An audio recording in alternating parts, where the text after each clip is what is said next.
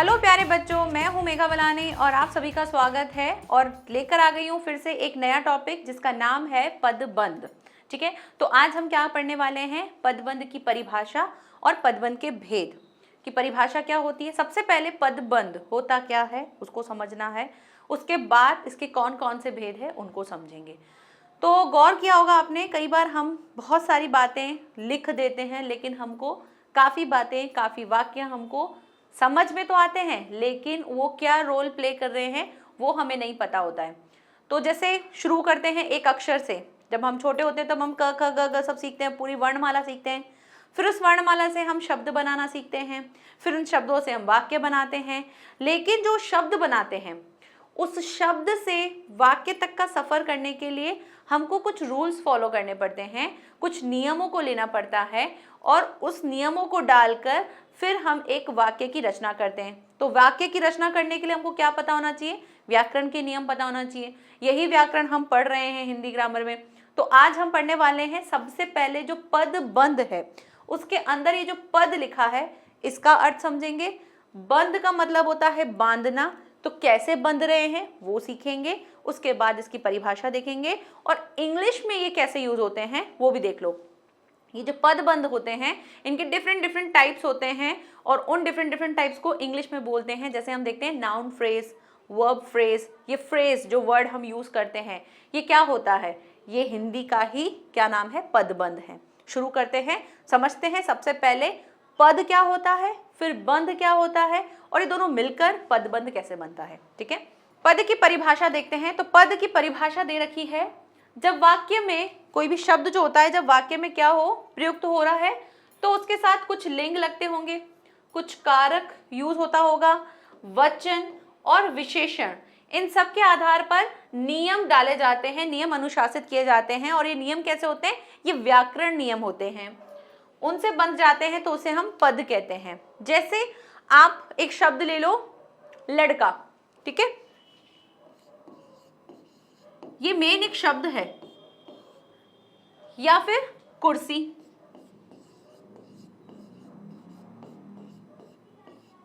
या ऐसे ही मेज, टेबल, पेन, कुछ भी, एवरीथिंग। जब आप इनको ले रहे हो, ये एक शब्द है और इस शब्द को जब आप एक वाक्य में यूज करते हो तो क्या करते हो? हम काफी चीजें चेंज करते हैं। क्या कर देते हैं? हम लड़का का लड़के बना देते हैं, लड़कों बना देते हैं। लड़कों तो होता नहीं, वैसे लड़के ही होता है। हम लड़का का लड़के बना देते हैं। क्यों? क्योंकि हमारा कर्ता, हमारा वचन कुछ अलग तरीके से होगा, उसके अकॉर्डिंग हम इसको चेंज कर देते हैं। यानी शब्द था मेन लड़का, मेन शब्द लड़का था, लेकिन उसको हमने जब वाक्य में डाला तो हमने उसके कर्ता, उसके वचन, उसके अनुसार उसमें क्या कर दिए? चेंजेस कर दिए और हमने उसका लड़के बना दिया। कभी हम लड़के का लड़का, लड़का का लड़का ही रखते हैं, कभी लड़के कर देते हैं। तो जो ये लड़के करते हैं ये क्या है?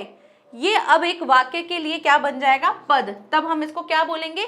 एक पद बोलेंगे। तब हम इसको एक शब्द नहीं बोलेंगे, क्योंकि अब ये क्या कर रहा है? एक वाक्य में प्रयुक्त हो रहा है। अगर आप कोई चीज अलग से लिखते हो तब आप उसको शब्द बोल सकते हो, लेकिन जब आप एक वाक्य में उसको लिखते हो तब आप उसे क्या बोलते हो? पद कहते हो। तब आप उसे शब्द नहीं कह सकते, क्योंकि अब वो किन्हीं नियमों के आधार पर एक वाक्य में जुड़ गया है। सेम ऐसे ही जैसे कुर्सी है, तो कुर्सी का अगर हम कुर्सियां कर देते हैं कि भाई पंडाल में कुर्सियां लगा दो, तो यहाँ पे पहले मेन वर्ड क्या है? मेन वर्ड तो कुर्सी है, मेन शब्द कुर्सी है। लेकिन अब इस कुर्सी को जब हमने एक वाक्य में लिखा तब हमने इसका कुर्सी का कुर्सी भी हो सकता है, हम कुर्सी का कुर्सियां भी लगा देते हैं। तो हम क्या कर रहे हैं? हम इसको वाक्य के अनुसार परिवर्तित कर रहे हैं। वो अपने कर्ता के अनुसार, यानी कि उसका वचन कुछ अलग करके हमने कुर्सी का कुर्सियां बना दिया। ऐसे ही हम और भी इसमें चीजें चेंज करते जाते हैं और अब ये वाक्य में क्या बन गया? एक पद का काम करेगा। तो पद क्या होता है? पद जब आप एक वाक्य में किसी शब्द को डालते हो उसको हम पद कहते हैं। ऐसे ही मेज, तो मेज का, मेजें, बहुत सारी मेजें हैं, उनके बारे में बात कर रहे हैं। तो एक मेज, अब उसको आप वाक्य में मेज ही रखो, या कभी भी एक वाक्य में किसी भी चीज को आप डाल देते हो तो फिर वो शब्द को आप शब्द ना कह के क्या बोलोगे? पद कहोगे। तो यही होता है, व्याकरणीय नियमों के आधार पर बंध जाते हैं। यानी अब आप उसका इफेक्ट पूरे सेंटेंस पे पड़ रहा होगा। उदाहरण देखते हैं, जैसे लिखा है लड़के ने खाना खाया। मेन शब्द क्या था? लड़का था, लेकिन यहाँ पे हमने क्या कर दिया? लड़के लिख देते हैं ताकि वचन के अनुसार कुछ चेंज करके हमने इसको अलग बना दिया। तो अब यहाँ पे ये लड़के क्या चलेगा, एक पद का काम करेगा। यहाँ पे खाना भी क्या होगा, एक पद होगा। यहाँ खाया भी क्या होगा, एक पद होगा। आप इसको अलग से लिखोगे तो ये अलग होगा। जरूरी नहीं है हर एक चीज संज्ञा ही हो, क्रिया में भी हो सकता है। जैसे आप खाना है या खाया है, तो खाया कैसे बना होगा, खाना से बना होगा। अब इस खाना भी लिख सकते हैं हम इसका खाई भी लिख सकते हैं, हम इसका खाया भी लिख सकते हैं, हम कुछ भी कर सकते हैं। क्या कर रहे हैं, हम अपने वाक्य के अनुसार इसको चेंज कर रहे हैं। लेकिन मेन शब्द क्या था, मेन शब्द तो खाना था। इस खाने से हमने वाक्य के अनुसार इसमें चेंज किए, कभी खाई लिखा, कभी खाया लिखा, कभी खाना लिखा। तो क्या कर रहे हैं, हम चेंज कर रहे हैं। अब ये चेंज होते हैं तो क्या हो गए, ये एक पद का काम कर रहे हैं। जब ये अलग होंगे, अब इस खाया को आप अलग से लिखोगे तब आप एक शब्द बोलोगे, लेकिन जब आप इसको एक वाक्य में लिखोगे तब ये क्या हो जाएगा, एक पद का काम करेगा। तो वाक्य में कर्ता के अनुसार, मतलब आपका जो भी कार्य करने वाला है, संज्ञा भी हो सकती है, आपकी क्रिया भी हो सकती है, आपका विशेषण भी हो सकता है, क्योंकि हम एक वाक्य में सब कुछ यूज करते हैं। हम उसमें विशेषण भी यूज करते हैं, हम उसमें क्रिया भी यूज करते हैं, हम उसमें क्रिया विशेषण भी यूज करते हैं। तो जितना भी आप यूज करोगे, तो एक वाक्य के अंदर यूज करोगे तब उसको आप पद कहोगे, जब उसे अलग से लिखते हो तब हम उसे शब्द कहते हैं। ठीक है, तो पद समझ में आ गया। अब बात करते हैं, जब पद है तो पदबंध क्या है उसको देखते हैं। पदबंध, अब पदबंध की परिभाषा क्या है उसे देखते हैं। जब दो या दो से अधिक पद, शब्द नहीं बोला अब इन्होंने, पद बोला, इसका मतलब एक वाक्य की बात हो रही है, उस वाक्य में कुछ दो या दो से अधिक पद की बात हो रही है। तो दो या दो से अधिक पद नियत कर्म, यानी कोई एक काम हो रहा होगा, नियत कर्म हो रहा होगा, एक फिक्स काम हो रहा होगा, और निश्चित अर्थ, और एक निश्चित अर्थ दे रहा होगा। एक तो कर्म हो रहा होगा, एक फिक्स आपका काम जो कर रहे हो वो होगा, और उसके साथ एक निश्चित अर्थ दे रहा होगा, और एक व्याकरणीय इकाई का काम करते होंगे। यानी जब आप इनको यूज करोगे तो उनमें एक ग्रामेटिकली एक सीक्वेंस होगा और एक इकाई यानी एक यूनिट की बात कर रहे होंगे। ठीक है, कैसे समझोगे, मान लो आपको किसी का शब्द है, जैसे आप ऐसे बोलते हो, रमन का बेटा मोहन, ऐसे बोला आपने। ठीक है, रमन का बेटा मोहन दिल्ली गया है या दिल्ली जा रहा है। ठीक है, दिल्ली जा रहा है। अब क्या हुआ, रमन का बेटा मोहन दिल्ली जा रहा है। यहां पर क्या करना है, आपको पता करना पड़ेगा कि अच्छा इसमें पदबंध क्या होता है। पदबंध मतलब कि कुछ एक जैसे पद होंगे, एक जैसे पद होने चाहिए। ठीक है, अगर आप संज्ञा ले रहे हो तो संज्ञा वाले पद होने चाहिए, अगर आप क्रिया ले रहे हो तो क्रिया वाले पद होने चाहिए, अगर आप विशेषण ले रहे हो तो विशेषण वाले पद होने चाहिए, यानी एक से ज्यादा पद होने चाहिए। अब आपको यहाँ पे क्या दिख रहा है, यहाँ पे बात चल रही है मोहन की, लेकिन घुमाया कैसे, उन्होंने ऐसे बोला है रमन का बेटा मोहन। ठीक है, रमन का बेटा मोहन दिल्ली जा रहा है। तो यहाँ पे रमन का बेटा मोहन, तो बेटा भी क्या है, बेटा भी एक संज्ञा है, और मोहन भी क्या है, एक संज्ञा है। तो बात किसकी चल रही थी भाई, सिंपल बोलते हैं ना भाई, मोहन दिल्ली जा रहा है, ऐसे नहीं बोला हमने, क्या बोला, रमन का बेटा मोहन दिल्ली जा रहा है। तो ये पूरा का पूरा एक साथ क्या कहलाया, पदबंध, क्योंकि इसमें दो से ज्यादा पद थे, ये अलग अलग था, एक पद था रमन, एक था बेटा, एक था मोहन, और इन सब के साथ मिला के सिर्फ एक पर्सन के बारे में बात कर रहे हैं, किसके बारे में, मोहन के बारे में। तो ये कहलाता है पदबंध। अब क्या है, ये एक निश्चित अर्थ दे रहा है। ऐसा नहीं कुछ भी डाल दोगे, ऐसा नहीं होगा कि आप रमन डाल दोगे, फिर कुछ बीच में क्रिया डाल दोगे, फिर से कोई संज्ञा डाल दोगे, फिर कहोगे कि अच्छा ये देखो यहाँ पे दे रखा है रमन, फिर किया, फिर उसके बाद किसी का नाम डाल दिया और कहेंगे कि ये रो पदबंध, कि इसमें रमन भी है, इसमें मोहन भी है। नहीं, एक निश्चित कर्म होना चाहिए और एक निश्चित अर्थ होना चाहिए। तो यहाँ पर ये पूरा एक साथ किसी एक पर्सन के बारे में बात कर रहे हैं, और यहाँ भी हमको संज्ञा दिख रही है, यहाँ भी संज्ञा दिख रही है, और यहाँ भी संज्ञा दिख रही है। ठीक है, जिस चीज को हम नाम दे सकते हैं वो संज्ञा होती है। आप किसी लड़के को बेटा बोल रहे हो तो आप उसको नाम दे रहे हो, तो वो भी क्या है, संज्ञा है। तो इसको कहते हैं हम पदबंध। उदाहरण देखते हैं, उदाहरण दे रखा है, दशरथ का पुत्र राम वन गया। ठीक है, अब आपको कैसे पहचानना पड़ेगा, आपको देखना पड़ेगा भाई किसके बारे में बात हो रही है, राम के बारे में बात हो रही है ना, राम वन गया है, तो राम मेन फोकस है हमारा, लेकिन इसके साथ इन्होंने क्या डाल दिया, दशरथ का पुत्र राम। तो ये हो गया दशरथ का पुत्र राम, यानी यहां से लेके यहां तक किसकी बात चल रही है? हमारे राम जी की बात चल रही है और उनके लिए कहा जा रहा है कि वो वन गए हैं। तो एक से ज्यादा पद है, दो या दो से अधिक पद है और एक निश्चित अर्थ दे रहे हैं, नियत कर्म के अनुसार फॉलो हो रहे हैं। एक और उदाहरण देखते हैं, नदी कल कल करती हुई बह रही है। अब यहां पे अगर आप देखोगे तो एक तो आपको नदी दिख रही है, अब नदी जैसा कुछ और नहीं दिख रहा है ना, नदी, तालाब, झरने फरने ये सब चीजें नहीं दिख रही है। दैट मीन्स यहाँ पे संज्ञा जैसा तो कोई पद नहीं दिख रहा है। यहाँ पे क्या कह रहे हैं कि कल कल करती हुई बह रही है। क्या बह रही है भाई? नदी बह रही है। तो इधर से हमको ये दिख रहा है कि कल कल करती हुई बहना, मतलब कल कल करके बह रही है।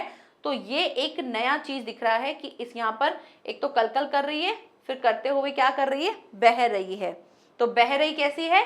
कल कल करते हुए, यानी कैसा कर रही है? काम कैसा हो रहा है? कल कल करते हुए, मतलब उसमें आवाज आती है ना, जब हम नदी बहती है तो उसमें कल कल की आवाज आती है। तो ये चीजें दिखने को मिली, वाक्य देखने को मिले। अब ये जो छोटी छोटी ये चीजें, सेंटेंस, ये जो छोटी छोटी चीजें हैं, इनको हम फ्रेज कहते हैं, जो हम इंग्लिश में यूज करते हैं। अब हिंदी में भी हमको पता होना चाहिए कि भाई हिंदी में इसको कैसे यूज करते हैं। तो इतना ज्यादा कंफ्यूजन होने के लिए क्या कर दिया, इनके भेद बना दिए।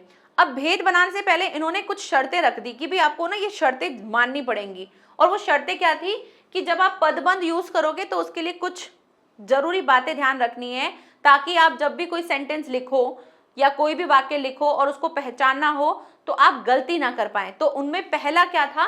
पहला उन्होंने कुछ बातों में सबसे पहले बोला कि पहली चीज तो होनी चाहिए एक से अधिक पद होने चाहिए। अब जहां पे जैसे हमने नदी देखा था, नदी कल कल करते हुए बह रही है, तो यहाँ पे नदी एक ही शब्द था, है ना, नदी जैसा कोई और नहीं था। मतलब नदी एक संज्ञा है तो संज्ञा जैसा ही और कोई संज्ञा पद नहीं दिख रहा था, हमको नहीं दिख रहा था। इसका मतलब वो एक पदबंध नहीं हो रहा होगा, फिर पदबंध कुछ कहीं और फॉलो हो रहा होगा।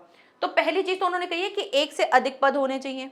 ठीक है, जैसे हमने इससे पहले दशरथ का पुत्र राम में देखा, तो दशरथ भी था, पुत्र था, राम था, तीन शब्द थे, तो हाँ रूल फॉलो हो रहा था। नेक्स्ट बोल रहा है यह पद क्या होते हैं? आपस में इस तरह से जुड़े होते हैं कि उनसे एक इकाई बन जाती है। ये हमेशा ध्यान रखना है आपको कि यूनिट वन बननी चाहिए, मतलब जितने भी आप शब्द ले रहे हो उससे मीनिंग एक निकलना चाहिए। जैसे हमने बोला दशरथ का पुत्र राम, या रमन का बेटा मोहन, या सीता की बेटी जो भी मीता। आप यहाँ पे किसके बारे में बात कर रहे हो? मीता के बारे में बात कर रहे हो। लेकिन उसके साथ जो बाकी के जो आप ले रहे हो शब्द या जो पद बोलते हैं, जो बाकी के जो आप पद ले रहे हो वो क्या है? वो भी उसके कैटेगरी के होने चाहिए। यानी अगर आप सीता के बारे में बात कर रहे हो तो बाकी, सीता क्या एक संज्ञा है, तो आपको बाकी के जो पद है वो भी क्या लेने पड़ेंगे? संज्ञा ही लेने पड़ेंगे। तो इन्होंने कहा है कि जब आप इसको बनाओगे तो उससे मीनिंग एक निकलना चाहिए, यानी कि फील एक आना चाहिए, एक यूनिट का फील आना चाहिए कि भाई ये जितनी भी शब्द यूज किए गए ना वो एक बंदे के लिए यूज किए गए। ठीक है, तो इस तरह से होना चाहिए। थर्ड पॉइंट इन्होंने बोला है पदबंध किसी वाक्य का अंश होता है, स्वयं वाक्य नहीं होता है। बिल्कुल, ये एक वाक्यांश है। फ्रेज क्या होते हैं? फ्रेज आपके सेंटेंस में सिर्फ एक पार्ट का काम करते हैं, वो पूरा का पूरा सेंटेंस नहीं होते हैं। तो सेम यहाँ पे भी यही बोला है कि पदबंध जो होते हैं किसी वाक्य में वाक्य के अंश का काम करते हैं, यानी वाक्यांश का काम करते हैं, वो पूरा वाक्य नहीं होते। क्योंकि वाक्य के लिए क्या चाहिए होता है? आपको कर्ता भी चाहिए होता है, आपको क्रिया भी चाहिए होती है। लेकिन यहाँ पे जरूरी नहीं है आपको कर्ता मिले। आपको कर्ता के साथ जब आप पदबंध की आगे भेद देखेंगे तो पदबंध में हमको अलग अलग भेद मिलेंगे। तो जब विशेषण का पदबंध मिलेगा तो उसमें विशेषण की बात होगी, तो उसके लिए हमको कर्ता भी चाहिए होगा और क्रिया भी चाहिए होगी, तो वो एक वाक्य तो बन ही नहीं सकता।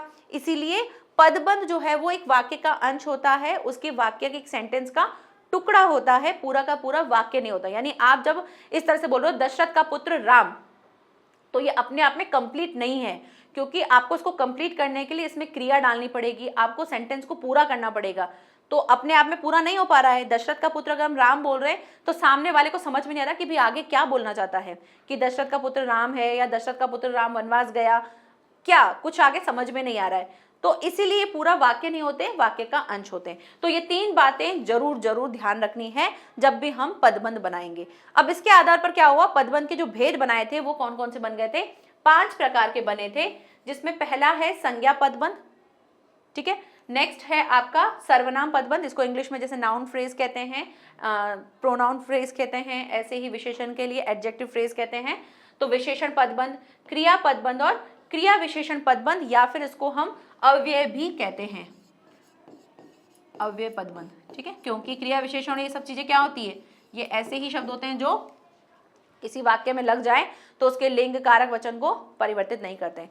अच्छा, एग्जाम में कैसे आएगा ये, उसको भी बात करेंगे कि किस तरह से आपके एग्जाम में आता है, कैसे क्वेश्चन पूछा जाता है कि यहाँ पे क्या करना है। तो वहां पे आपको इन पदबंध के जो टाइप्स है इनको अच्छे से समझना पड़ेगा और उसके आधार पर आपको डिसाइड करना पड़ेगा कि प्रस्तुत वाक्य जो दे रखा है या निम्नलिखित वाक्य जो दे रखा है इसमें हमको कौन सा पदबंध लगाना है। हमने एक एक्सरसाइज भी डाली है, वो भी हम करेंगे, ठीक है। तो सबसे पहले संज्ञा पदबंध को समझते हैं। संज्ञा जिसको आप नाम दे सकते हो उसको हम संज्ञा कहते हैं। तो संज्ञा पदबंध के लिए क्या रूल दे रखे हैं कि वह पदबंध जो वाक्य में संज्ञा का कार्य करे, संज्ञा जिसको आप नाम दे सकते हो, वो सारी की सारी चीजें संज्ञा होती हैं।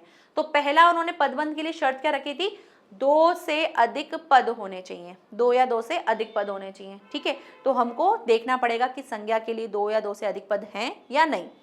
दूसरा उन्होंने कहा है ये संज्ञा पदबंध कहलाता है कि संज्ञा पदबंध होगा।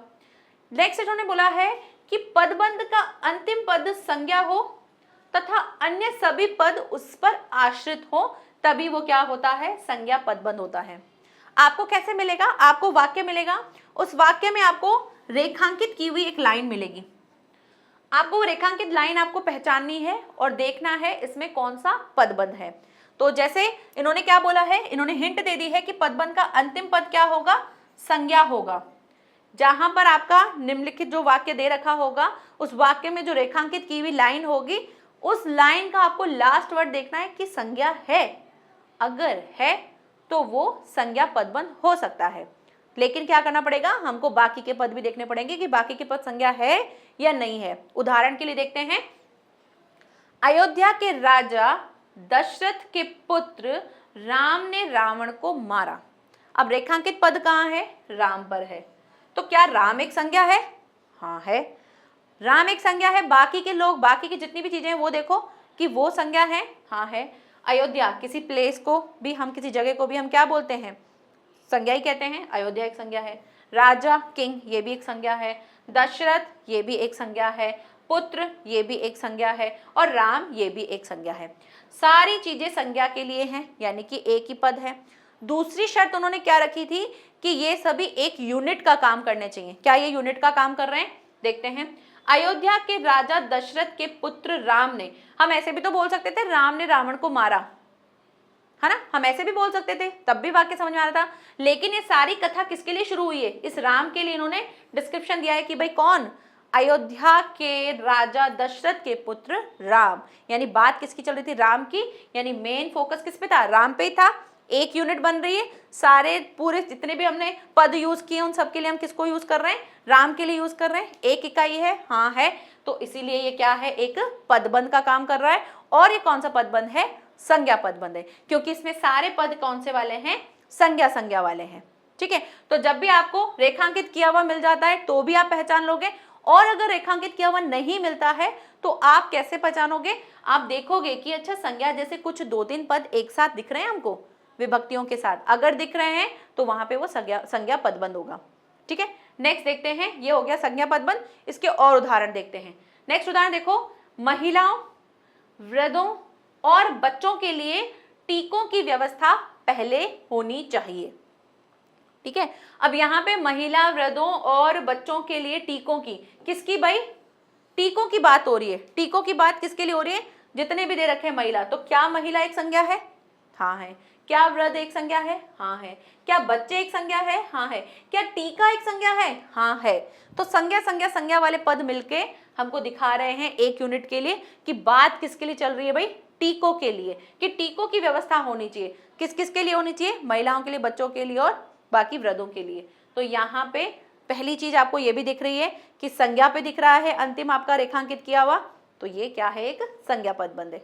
एक और देखते हैं, नदियों, तालाबों, कुओं और यहां तक कि समुद्रों में कचरा डालने से बचना चाहिए।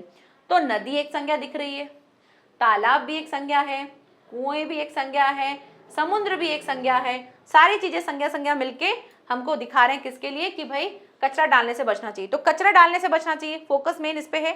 लेकिन किस किस में उन्होंने पार्ट्स दिए हैं, तो नदी, तालाब, कुएं, यहाँ तक कि समुद्र, ये सब चीजें उन्होंने डाल दी। तो अब इनको हम क्या बोलेंगे, कि सारे संज्ञा पद हैं और ये सब मिलके क्या कर रहे हैं, बांध रहे हैं और बन रहे हैं क्या, संज्ञा पदबंध। और इसका लास्ट भी अगर आप देखोगे तो क्या दे रखा है, समुद्र। समुद्र क्या है, एक संज्ञा है, हाँ है, तो ये बन गया संज्ञा पदबंध। नेक्स्ट देखते हैं, राम ने लंका के राजा रावण को मारा। ठीक है, राम ने लंका के राजा रावण को मारा, तो हम ऐसे बोल सकते थे ना भाई, राम ने रावण को मारा, ऐसे ही बोल सकते थे। लेकिन हमने क्या किया, हमने इसमें ये चीजें ऐड कर दी कि भाई राम ने किसको मारा, राम ने लंका के राजा रावण। आपको लास्ट वाला जो दे रखा है ना रावण, उसको देखना है, आपको रेखांकित किया हुआ शब्द देखना है कि रेखांकित किया हुआ जो पद है, ये रेखांकित किया हुआ पद है, ये क्या है, ये संज्ञा दिख रहा है। अगर संज्ञा है तो ये कौन सा हो जाएगा, संज्ञा पदबंध होगा। लेकिन आपको एक बार और क्रॉस चेक भी करना है कि बाकी के जितने भी, इसके आगे के जितने भी हैं वो क्या संज्ञा है। अगर संज्ञा है तो ये डेफिनेटली क्या होगा, संज्ञा पदबंध होगा। ठीक है, तो संज्ञा पदबंध जिसमें संज्ञा के कुछ पद होंगे और वो संज्ञा के पद मिलके एक बंध का काम कर रहे होंगे, एक बांधने का काम कर रहे होंगे और एक यूनिट को दिखा रहे होंगे। रेखांकित किया हुआ अंतिम पद आपको देखना होगा कि वो क्या है, वो एक संज्ञा है या नहीं है। संज्ञा है तो यस वो क्या है, एक संज्ञा पदबंध है। नेक्स्ट बात करते हैं हमारा सर्वनाम पदबंध क्या होंगे। भाई सर्वनाम पदबंध, सर्वनाम संज्ञा के स्थान पर प्रयुक्त हो रहे हैं। अब संज्ञा के स्थान पर जैसे हम किसी का अपना नाम लेते हैं, लेकिन अपना नाम लेके मैं बोल रहे हैं, तो मैं क्या है, एक संज्ञा, एक सर्वनाम पदबंध है। हम एक सर्वनाम पदबंध है, तुम एक सर्वनाम पदबंध है, वह सर्वनाम पदबंध है, उससे सर्वनाम पदबंध है। यानी हम अपने जगह पर कुछ और नाम लेते हैं, कई वो भी सर्वनाम पदबंध है, कुछ ये भी सर्वनाम पदबंध है, आप ये भी सर्वनाम पदबंध है। तो ये सर्वनाम यानी संज्ञा के स्थान पर प्रयुक्त होने वाले होंगे। अब इसकी परिभाषा देख लेते हैं कि एक तरह से परिभाषा या इसको रूल भी बोल सकते हैं कि वह पदबंध जो वाक्य में सर्वनाम का कार्य करे सर्वनाम पदबंध कहलाते हैं। वाक्य में सर्वनाम का कार्य करेंगे। अब हमको जो भी वाक्य दिख रहा होगा उसमें कुछ सर्वनाम के बारे में बात हो रही होगी, देखेंगे क्या सर्वनाम होंगे। उदाहरण के लिए देखते हैं, सबसे तेज दौड़ने वाले आप इतना धीमा क्यों चल रहे हो। सबसे तेज दौड़ने वाले आप। अब आपको रेखांकित किए हुए शब्द में, या शब्द गलत बोलेंगे, रेखांकित किए हुए पद में आपको अंतिम पद क्या देखना है, अंतिम पद आपको सर्वनाम देखना है कि आपका अंतिम पद क्या होना चाहिए, सर्वनाम होना चाहिए। संज्ञा में क्या होता था, संज्ञा में अंतिम पद संज्ञा होता था, इसमें क्या होगा, सर्वनाम होना चाहिए। तो आपका अंतिम पद क्या है, सर्वनाम है। आप संज्ञा के स्थान पर प्रयुक्त कर रहे हैं तो ये क्या हो जाएगा, एक सर्वनाम पदबंध हो जाएगा। एक और उदाहरण देखते हैं, बिजली सी फुर्ती दिखाकर आपने बच्चे को डूबने से बचा लिया। बिजली सी फुर्ती दिखाकर आपने, क्या आपने एक सर्वनाम है, हाँ है। अब आप यहां देखोगे, अगर आपको यहाँ पे आप दिख रहा है तो यहाँ पे इस आप के बारे में बात हो रही है। भाई सबसे तेज दौड़ने वाले आप, सबसे तेज दौड़ने वाले आप, यानी आपकी बात हो रही है। ये जितना भी लिखा हुआ है ये सब आपके लिए लिखा हुआ है, ठीक है। और इतना धीमा क्यों चल रहे हो, ये आप आगे के सेंटेंस को कंप्लीट कर रहे हो। आप इतना बोल सकते हो, आप इतना धीमा क्यों चल रहे हो, लेकिन हमने यहाँ पे क्या किया, आपके बारे में कुछ एक्स्ट्रा बताया, क्या कि सबसे तेज दौड़ने वाले आप इतना धीमा क्यों चल रहे हो, या सबसे तेज लिखने वाले आज आप इतना धीरे क्यों लिख रहे हो, सबसे ज्यादा बोलने वाले आप आज आप चुप कैसे बैठे हो। तो ये बोलते हैं ना ऐसे। तो यहाँ पे बात किसकी हो रही है, सर्वनाम की बात हो रही है। हम ऐसे बोल सकते थे, आप इतना चुप क्यों बैठे हो, या आप आज इतना चुप क्यों बैठे हो, लेकिन हम क्या बोल रहे हैं, सबसे ज्यादा बोलने वाले आज आप चुप कैसे बैठे हो। तो ये क्या है, हम आपके लिए जो सर्वनाम है उसके लिए एक्स्ट्रा बाकी के पद डाल के एक वाक्य बना रहे हैं। नेक्स्ट, इसके बाद एक और देखते हैं, शरारत करने वालों में से कई पकड़े गए। तो कई, कुछ, ये भी क्या होते हैं, ये भी हमारे सर्वनाम ही पद होते हैं। तो कई से भी आप क्या देखोगे, अच्छा कई दे रखा है, कुछ दे रखा है, ये भी कौन से होते हैं, सर्वनाम होते हैं। तो शरारत करने वाले कई पकड़े गए, तो आप ऐसे लिख सकते थे कई पकड़े गए, लेकिन हम क्या बोल रहे हैं, शरारत करने वाले कई पकड़े गए। तो फोकस किस पे रखोगे, जब आपको सर्वनाम पदबंध देखना होगा किसी वाक्य में तो आप उसके अंतिम पद को देखोगे, यानी रेखांकित किया हुआ जो अंतिम पद है उसे आप देखोगे कि ये क्या दे रखा है। अगर सर्वनाम दे रखा है तो आप सर्वनाम पदबंध लगाएंगे, और अगर संज्ञा दे रखा है तो संज्ञा पदबंध लगाएंगे। आपको रेखांकित की हुई लाइन मिलेगी जिसमें आपको सिर्फ पदबंध पहचानना होगा। क्लियर, आगे बढ़ते हैं। नेक्स्ट आता है विशेषण। विशेषण जिसमें विशेषता बताते हैं। किसकी विशेषता बताएंगे, संज्ञा और सर्वनाम की। तो यहाँ पर क्या होगा, किसी संज्ञा या सर्वनाम की विशेषता बता रहे होंगे, उसको हम कौन सा कहेंगे, विशेषण पदबंध कहेंगे। परिभाषा देख लेते हैं, वे पदबंध जो संज्ञा अथवा सर्वनाम के विशेषण के रूप में प्रयुक्त होते होंगे, यानी उसकी विशेषता बता रहे होंगे कि या तो कोई संज्ञा होगा या कोई सर्वनाम होगा, उसके बारे में आप विशेषता बता रहे होंगे, उसको हम विशेषण पदबंध कहते हैं। उदाहरण देखते हैं, उस घर के कोने में बैठा हुआ आदमी जासूस है। ठीक है, उस घर के कोने में बैठा हुआ आदमी जासूस है। हम ऐसे बोल सकते थे, वहां बैठा हुआ आदमी जासूस है, या उस घर का आदमी जासूस है। हमने क्या किया, हमने उस आदमी के बारे में बहुत विशेषता बता दी। क्या बता दी, हमने इस आदमी के बारे में विशेषता बता दी कि आदमी कौन सा, जो उस घर के कोने में बैठा है ना, वो जासूस है। तो यहां पर आप कैसे पहचानोगे, जहां पर आपका रेखांकित किया हुआ पद होगा उसके जस्ट बाद आप देखोगे कि कोई मेरा संज्ञा या सर्वनाम शब्द है या नहीं, और क्या ये इसकी विशेषता बता रहा है या नहीं। तो भाई आदमी कौन सा, घर के उस कोने में बैठा हुआ आदमी जो है वो जासूस है। ठीक है, तो यहाँ पे आपको क्या दिख रहा होगा, या तो कोई संज्ञा होगा या कोई सर्वनाम होगा, और उसके बारे में आपको विशेषता बता रहा होगा, भाई उस कोने में बैठा हुआ। नेक्स्ट देखते हैं, गीत गाती हुई स्त्रियां फसल काट रही थी। तो स्त्रियां कौन सी भाई, जो गीत गाती हुई कर रही थी। स्त्रियां कौन सी, गीत गाती हुई। तो यहाँ पे हम ऐसे ही बोल सकते थे स्त्रियां फसल काट रही हैं, लेकिन हम यहाँ पे क्या बोल रहे हैं, स्त्रियां, गीत गाती हुई स्त्रियां जो हैं वो फसल काट रही हैं। तो इस स्त्री के बारे में, हम इन स्त्रियों के बारे में क्या बोल रहे हैं, कुछ विशेषता बता रहे हैं। तो आप जहां पे रेखांकित किया हुआ पद होगा उसके जस्ट बाद देखोगे कि कोई मेरा संज्ञा या सर्वनाम है, और है तो क्या वो उसकी विशेषता बता रहा है कि जो आगे का हमने रेखांकित किया हुआ जो देखा है पूरा का पूरा पद, क्या वो उसकी विशेषता बता रहा है, उस संज्ञा या सर्वनाम की विशेषता बता रहा है। अगर बता रहा है तो यस, वो क्या है, एक विशेषण पदबंध है। नेक्स्ट देखते हैं, इस सड़क पर सबसे बड़ा बंगला वर्मा जी का है। हम बोलते हैं ना ऐसे, इस सड़क में जो सबसे बड़ा बंगला है ना वो वर्मा जी का है, शर्मा जी का है, मेरा है। इस सड़क पे या इस गली में सबसे बड़ी इमारत मेरी है। तो यहाँ पे किसकी बात कर रहे हो, वर्मा जी जो हैं उनके बारे में बात कर रहे हैं। तो वर्मा जी का क्या, बंगला क्या है भाई, सबसे बड़ा है। तो हम ऐसे बोल सकते हैं ना, बंगला वर्मा जी का है या बड़ा बंगला वर्मा जी का है। हमने क्या किया, हमने उसमें और चीजें उसकी विशेषता बताने के लिए बोल दिया कि इस सड़क पर सबसे बड़ा जो बंगला है वो वर्मा जी का है। हम ऐसे ही बोल सकते थे, वह बंगला वर्मा जी का है, वह बंगला वर्मा जी का है। हम ऐसे ही बोल सकते थे, हम ऐसे नहीं बोल रहे, हम बोल रहे हैं इस सड़क पे या इस गली में जो सबसे बड़ा बंगला है वो किसका है, वर्मा जी का है। ठीक है, तो यहाँ पे हम क्या कर रहे हैं, क्या वर्मा जी एक संज्ञा है, हाँ है। हम उस संज्ञा के बारे में बात कर रहे हैं, हम उस संज्ञा के बारे में कुछ विशेषता बता रहे हैं, हाँ बता रहे हैं भाई, हम वर्मा जी के क्या बता रहे हैं, बंगले की विशेषता बता रहे हैं। ठीक है, तो ये होते हैं हमारे कौन से वाले, विशेषण पदबंध, जो किसी संज्ञा या सर्वनाम की विशेषता बता रहे होंगे। आपको क्या नोटिस रखना है, आपको क्या ध्यान रखना है, आपको ध्यान रखना है कि जहां पे जो रेखांकित किया हुआ पद है उसके जस्ट बाद आपको कोई संज्ञा या सर्वनाम दिख रहा है। अगर दिख रहा है तो फिर एक बार क्रॉस चेक ये भी करो कि जो दे रखा है क्या उससे पहले जो बात हो रही है वो उसकी विशेषता जैसा लग रहा है, कि भाई देखो यहाँ पे भी इस आदमी की विशेषता बता रहे हैं ना, भाई उस कोने में बैठा हुआ जो आदमी है उसके बारे में बात हो रही है।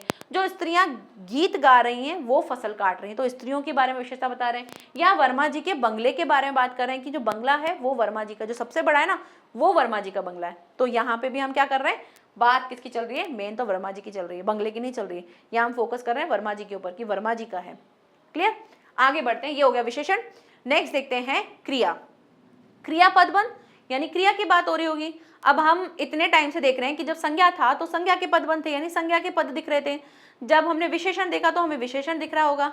अब जब क्रिया पदबंध होगा तो वहां पे क्रिया के बारे में बात हो रही होगी। तो क्रिया पदबंध कैसे बनेगा, जब क्रिया जैसे कुछ पद होंगे। ठीक है, परिभाषा देखते हैं, वह पदबंध जो अनेक क्रियापदों से मिलकर बना हो उसे हम क्रिया पदबंध कहते हैं। अनेक क्रियाएं यानी एक से ज्यादा क्रिया दिख रही होंगी आपको। अब हम सोच रहे हैं कि क्रिया तो एक ही होती है, जब हम लास्ट में जब वाक्य बनाते हैं तो हमको एक ही क्रिया दिखती है ना, लेकिन यहाँ पे एक क्रिया ना होके क्रिया के 2-3 रूप होंगे और उनसे मिलकर हम सिर्फ एक यूनिट की बात कर रहे होंगे। दूसरे शब्दों में क्या कह रहे हैं, जब कई क्रियाएं मिलकर एक क्रिया का पद कार्य करें, मतलब एक क्रिया की जगह काम करेंगे, तो उसे हम क्रिया पदबंध कहते हैं। नेक्स्ट उदाहरण देखते हैं, लड़का यहाँ रोजाना घूमता फिरता रहता है। लड़का जो है वो यहाँ पर क्या करता है, रोजाना घूमता फिरता रहता है। तो यहाँ पे क्या हो रहा है, ये जो क्रिया है ये एक नहीं है, ये एक से ज्यादा है। कैसे? घूमता यानी घूमना से बना होगा, फिरता फिरना से बना होगा, रहता रहना से बना होगा, और ये तो है ही है, एक सहायक क्रिया है तो है भी दे रखा है। तो क्या हुआ, एक से ज्यादा क्रियाएं दिख रही हैं, हाँ दिख रही है, लेकिन यहाँ पे बात किसकी चल रही है, यहाँ पे लड़के की बात चल रही है कि भी लड़का जो है यहाँ पे रोजाना घूमता फिरता रहता है। तो आप जहाँ पे रेखांकित किया हुआ जो दिखेगा आपको पद, उसमें आपको क्या देखना है, कौन से पद हैं। अच्छा ये क्रिया है, अच्छा ये भी क्रिया है, अच्छा ये भी क्रिया है, अच्छा ये भी क्रिया है। क्रिया क्रिया क्रिया क्रिया मिलके क्या बना रहे हैं, क्रिया पदबंध बना रहे हैं। उदाहरण देखते हैं एक और, मुझे मोहन छत से दिखाई दे रहा है, मुझे मोहन छत से दिखाई दे रहा है। अब आप इसमें कैसे देख रहे हो, आपको रेखांकित किया हुआ पद कौन सा मिल रहा है, ये वाला मिल रहा है।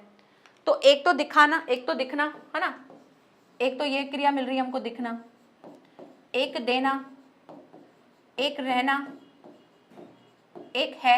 मैं तो इसका मेन रूप लिख रही हूँ ना।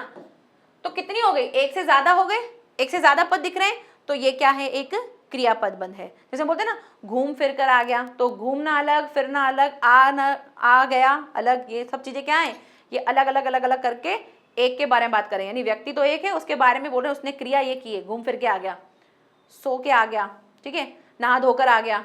तो नहाना, धोना, आना, सब ये चीजें क्या है, एक क्रिया की बात हो रही है, ठीक है। तो नेक्स्ट देखते हैं, तुम्हें इसकी सूचना मिली, यह मान लिया जा सकता है। तो यहाँ पे मानना, लेना, जाना, सकना, है, इतनी सारी क्रियाएं मिलके किसके बारे में बात कर रहे हैं, तुम्हें इसकी सूचना मिली, ये मान लिया। भाई ये मान लिया ना, लेकिन हमने ये मान लिया के लिए क्या बोला, ये मान लिया जा सकता है। यानी हम बहुत सारी क्रियाओं के लिए किसके लिए यूज कर रहे हैं, मानने के लिए यूज कर रहे हैं। तो ये हो गया हमारा क्रिया पदबंध, यानी एक से ज्यादा हमको क्रिया के पद दिख रहे हैं। नेक्स्ट, अब दरवाजा खोला जा सकता है। अब दरवाजा खोल सकते हैं, ऐसे बोल सकते हैं। तो ये इसमें भी क्या है, इसमें भी आपको क्रिया पदबंध मिलेंगे, क्योंकि खोलना, सकना है, तीन क्रिया है। तो दे रखा है, शर्त यही है कि दो या दो से अधिक पद होने चाहिए। तो अगर दो भी मिल जाते हैं तो भी वो क्रिया पदबंध है। अब दरवाजा खोला जा सकता है, तो एक तो खुलना एक क्रिया, जाना दूसरी क्रिया, सकना तीसरी क्रिया, है चौथी क्रिया। तो चार क्रियाओं से मिलकर बन गया। नेक्स्ट लास्ट, मुझे सब कुछ सुनाई पड़ रहा है, मुझे सब कुछ सुनाई पड़ रहा है। तो यहाँ पर सुनाई देना एक चीज है, पढ़ना एक चीज है, रहा एक चीज है एक चीज है। तो ये क्या है, क्रिया पदबंध है, जिसमें क्रिया के बारे में बता रहे हैं और उसमें क्रिया के कुछ पद मिलकर आपको दिखेंगे। क्लियर? तो जब आप संज्ञा के लिए देखोगे तो आपको लास्ट वाला पद क्या देखना है, संज्ञा देखना है। जब सर्वनाम देखोगे तो लास्ट वाला पद क्या देखना है, सर्वनाम देखना है। जब विशेषण की बात करोगे तो आप क्या देखोगे, जो रेखांकित किया हुआ है उसके जस्ट बाद आपका कोई संज्ञा या सर्वनाम है। अगर है तो क्रॉस चेक ये करना है कि जो भी संज्ञा या सर्वनाम है, क्या उसके पहले वाला जो रेखांकित किया हुआ जो पद मिल रहा है वो क्या हमको किसी की विशेषता बता रहा है। जो भी हम संज्ञा पद के बाद, जो भी हम संज्ञा या सर्वनाम के बारे में बोल रहे हैं, क्या उसकी विशेषता बता रहा है। अगर बता रहा है तो फिर विशेषण पदबंध हो जाएगा। नेक्स्ट आपका क्रिया पदबंध, जिसमें आपको एक से ज्यादा क्रिया के पद मिल रहे होंगे और एक क्रिया के एक यूनिट की बात कर रहे होंगे, वो क्रिया पदबंध हो जाएगा। लास्ट आता है आपका क्रिया विशेषण या फिर अव्यय पदबंध। अव्यय पदबंध या फिर क्रिया विशेषण पदबंध क्या होंगे, जो किसी क्रिया की विशेषता बताते हैं। यही होता है ना कि क्रिया की विशेषता बताने वाले को हम क्रिया विशेषण कहते हैं। जैसे वह चलता है, कैसे चलता है, धीरे धीरे चलता है। वह आता है कैसे, रोजाना आता है। वह घूमने जाता है कैसे, रोजाना जाता है। वो लगातार काम करता है। तो जब आप कोई काम कर रहे हो, उस काम के बारे में जब आप विशेषता बता रहे हो कि भाई काम कैसे कर रहा है, लगातार कर रहा है। पढ़ कैसे रहा है, धीरे धीरे पढ़ रहा है। चल कैसे रहा है, धीरे धीरे चल रहा है। तो आपकी जो क्रिया कर रहे हो, उस क्रिया के बारे में जो विशेषता बताते हैं उसको हम क्रिया विशेषण कहते हैं। परिभाषा देखते हैं, वे पदबंध जो वाक्य में अव्यय का कार्य करे उसे अव्यय पदबंध कहते हैं। अव्यय क्या होते हैं, ऐसे शब्द दिखेंगे आपको जो किसी भी वाक्य में कहीं भी प्रयुक्त हो तो वो परिवर्तित नहीं होते। जैसे आप लगातार का लगातारो नहीं लिखेंगे, लगातारे नहीं लिखेंगे।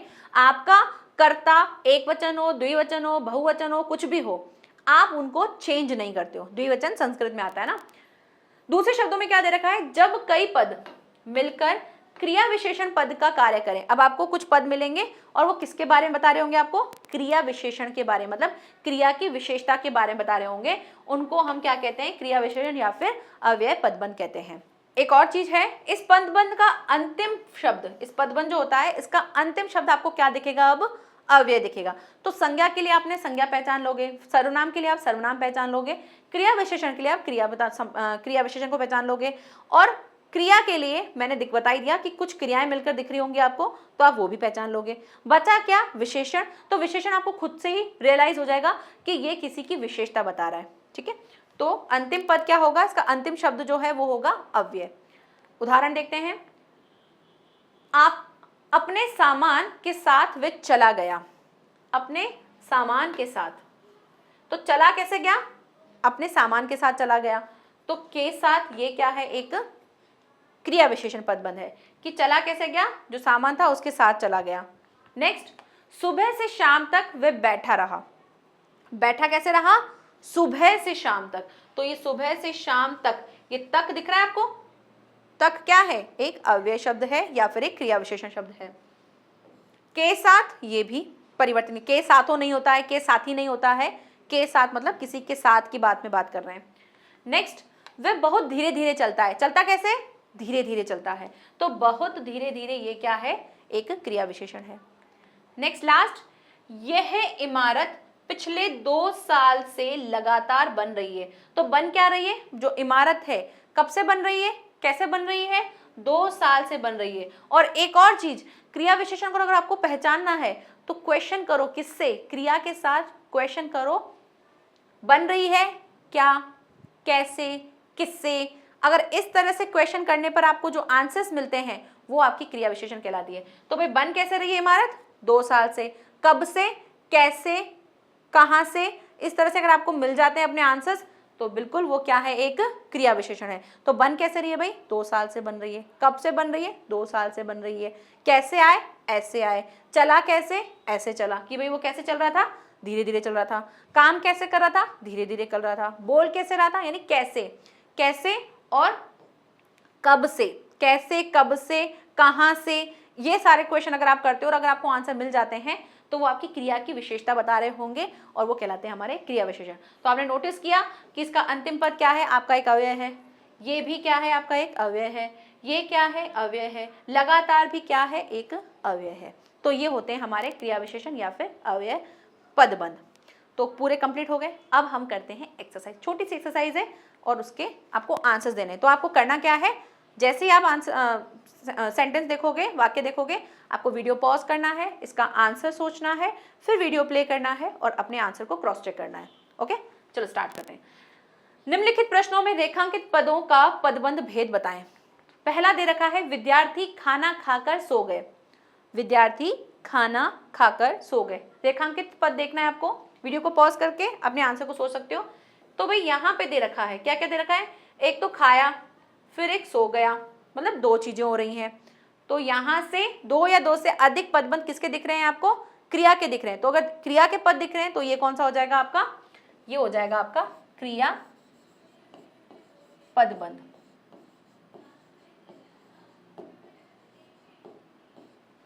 नेक्स्ट, राधा का कुत्ता अत्यंत सुंदर और आज्ञाकारी है। तो राधा का कुत्ता क्या है, अत्यंत सुंदर और आज्ञाकारी है। आपको देखना है रेखांकित से जस्ट पहले वाला आपका शब्द क्या है, कुत्ता। क्या ये एक संज्ञा है, हाँ है। क्या इस संज्ञा के बारे में विशेषता बताई जा रही है, बिल्कुल बताई जा रही है। कुत्ते के बारे में कह रहे हैं कि भाई बहुत ही सुंदर है और बहुत ही आज्ञाकारी है। तो अगर विशेषता बता रहे हैं किसी संज्ञा या सर्वनाम की तो ये क्या हो जाएगा हमारा विशेषण पदबंध।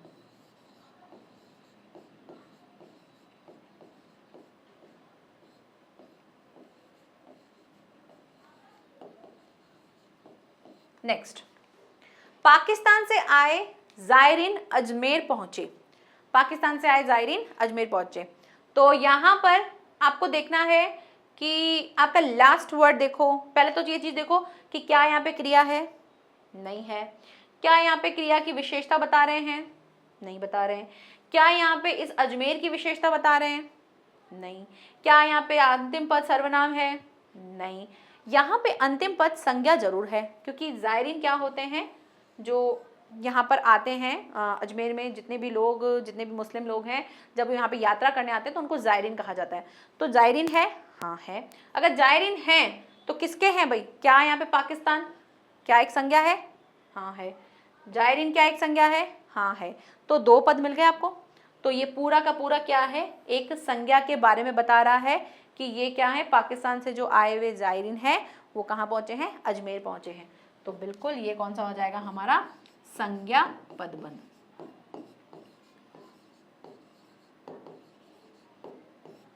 नेक्स्ट, आए हुए मेहमानों में से कुछ शाकाहारी हैं। तो कैसे देखना पड़ेगा आपको, क्रॉस चेक करना है कि क्या यहाँ पे क्रिया है, नहीं क्रिया तो नहीं है। क्या यहाँ पे क्रिया विशेषण है, नहीं। यहाँ पे कुछ दे रखा है, कुछ एक सर्वनाम होता है, और यहाँ पे आपको क्रॉस चेक करना है कि शाकाहारी यानी कौन से, क्या कुछ आए हुए, मतलब आए हुए मेहमानों में से कुछ शाकाहारी हैं, और एक कुछ जो दिख रहा है ये क्या दिख रहा है, एक सर्वनाम दिख रहा है। तो सर्वनाम बिल्कुल क्या है, सर्वनाम पदबंध होगा, क्योंकि अगर आपको अंतिम पद सर्वनाम मिल जाता है तो वो होते हैं हमारे सर्वनाम पदबंध। लास्ट एंड फाइनल एक और, बच्चे छत के ऊपर खेल रहे हैं। बच्चे छत के ऊपर खेल रहे हैं, तो छत के ऊपर, जब भी आपको पता करना हो कि हमको समझ में नहीं आ रहा ये छत के ऊपर की बात हो रही है, तो अपनी क्रिया जो है, क्योंकि क्रिया विशेषण तो है नहीं, क्रिया नहीं दिख रही यहाँ पे कोई क्रिया ही नहीं दिख रही है, यहाँ पे कोई सर्वनाम नहीं दिख रहा है, यहाँ पे कोई आपको संज्ञा नहीं दिख रहा है, ना यहाँ पे कोई विशेषण दिख रहा है, यहाँ पे खेल रहे हैं। तो अगर आप कहीं कंफ्यूज होते हो तो आप ऐसे भी क्वेश्चन करके देख लो, भाई खेल कहाँ रहे हैं, छत के ऊपर, खेल कैसे रहे हैं, तो वो एक अलग सेंटेंस हो जाएगा। तो आप क्वेश्चन करके देखो कि जब किसी प्लेस की बात हो रही है, जब किसी प्रोसेस की बात हो रही है, जब काम के करने के तरीके की बात हो रही है, तो क्या वहां पे काम के बारे में बात हो रही है, तभी वो क्रिया विशेषण कहलाता है, क्योंकि आप उसमें क्रिया की विशेषता बता रहे हो, भाई काम कैसे हो रहा है, काम कहाँ हो रहा है, काम कब हो रहा है, तो इसमें काम के बारे में बात होती है। तो खेल कहाँ रहे हैं, छत के ऊपर, तो छत के ऊपर क्या है, एक अव्यय पदबंध या फिर क्रिया विशेषण पदबंध है, क्योंकि इसमें हम क्रिया की विशेषता बता रहे हैं, भाई खेल कहाँ रहे हैं, छत के ऊपर खेल रहे हैं। तो ये हो जाएगा हमारा क्रिया विशेषण पदबंध।